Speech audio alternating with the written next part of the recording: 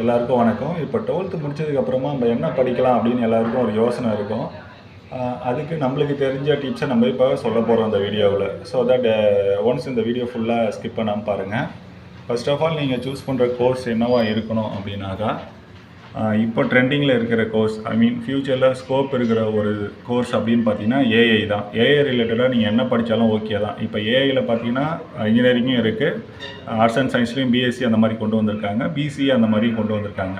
இந்த ஏஐ ரிலேட்டடாக நீங்கள் பார்த்தீங்கன்னா ஆர்டிஃபிஷியல் இன்டெலிஜென்ஸ் தான் இன் ஃப்யூச்சரில் ரொம்ப கை கொடுக்க போகுது. எல்லாருக்குமே அதான் கேரியர் க்ரோத் ரொம்ப நல்லா இருக்கும். ஸோ தட் நீங்கள் ஏஐ ரிலேட்டடாக என்ன வேணாலும் எடுத்து படிக்கலாம். நெக்ஸ்ட் பார்த்தீங்க அப்படின்னாக்கா, நீங்கள் கம்ப்யூட்டர் சயின்ஸ் இன்ஜினியரிங்கில் பார்த்தீங்கன்னா கம்ப்யூட்டர் சயின்ஸ் சிஎஸ்சின்னு சொல்கிறீங்களா, அது எடுக்கலாம். அதுக்கப்புறமா மெக்கானிக்கல் இன்ஜினியரிங், அதுவும் ஃப்யூச்சரில் நல்ல ஸ்கோப் இருக்கும். ஸோ தட் இன்ஜினியரிங்கில் இது ஃபஸ்ட்டு 2 ரேங்காக நான் சொல்லுவேன். அண்ட் தேர்ட் ஒன் பார்த்தீங்கன்னா நீங்கள் ட்ரிபிள் இ ப்ளஸ் வந்து சிவில் அந்த மாதிரி கூட எடுக்கலாம். இன் ஃப்யூச்சரில் அதுக்கும் ஸ்கோப் இருக்கும்.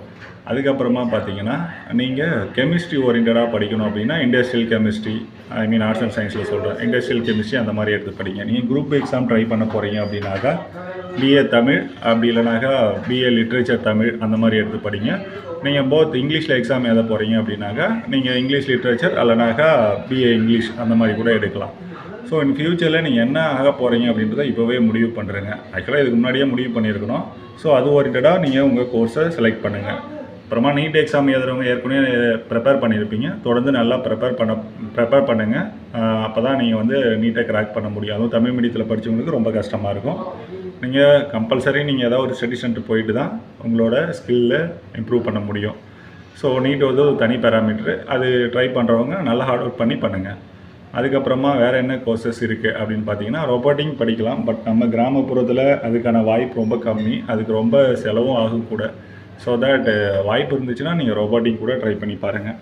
அதுக்கப்புறமா நான் சொல்கிறது என்ன கோர்சஸ் அந்த மாதிரி நீங்கள் கேட்டிங்கனாக்கா, இன் ஃப்யூச்சரில் வந்து நீங்கள் ஃபஸ்ட் ஆஃப் ஆல் சூஸ் பண்ண வேண்டிய இது ஒன்று இருக்குது. என்னென்னு பார்த்தீங்கன்னா, இப்போ சைபர் க்ரைம் ரொம்ப அதிகமாக இருக்குது. இப்போ சைபர் செக்யூரிட்டி ரிகார்டிங்காக நிறையா கோர்சஸ் வந்திருக்கு. அதில் இன்ஜினியரிங்கும் கொண்டு வந்திருக்காங்க, ப்ளஸ் ஆர்ட்ஸ் அண்ட் சயின்ஸும் கொண்டு வந்திருக்காங்க. ஸோ அந்த சைபர் செக்யூரிட்டி ரிலேட்டடாக நீங்கள் நிறையா படிக்கலாம். அதே போல் டேட்டா சயின்ஸ் அது ஓரியன்டாகவும் நீங்கள் படிக்கலாம். அதே போல் பயோகெமிஸ்ட்ரி, அந்த பயோடெக்னாலஜி இது ஓரியன்டாகவும் நீங்கள் கோர்ஸ் படிக்கலாம். ஸோ தட் நீங்கள் வந்து என்னவா ஆக போகிறத முடிவு பண்ணிவிடுங்க. அண்ட் ஃப்யூச்சரில் இப்போதைக்கு நான் சொல்கிறது ஃபஸ்ட்டு ப்ரிஃபரன்ஸாக ஏஐ ரிலேட்டடாக நீங்கள் படிங்க. அது ஃப்யூச்சரில் நல்ல ஸ்கோப் இருக்கும். இந்த வீடியோ உங்களுக்கு பிடிச்சிருந்துச்சுன்னா லைக்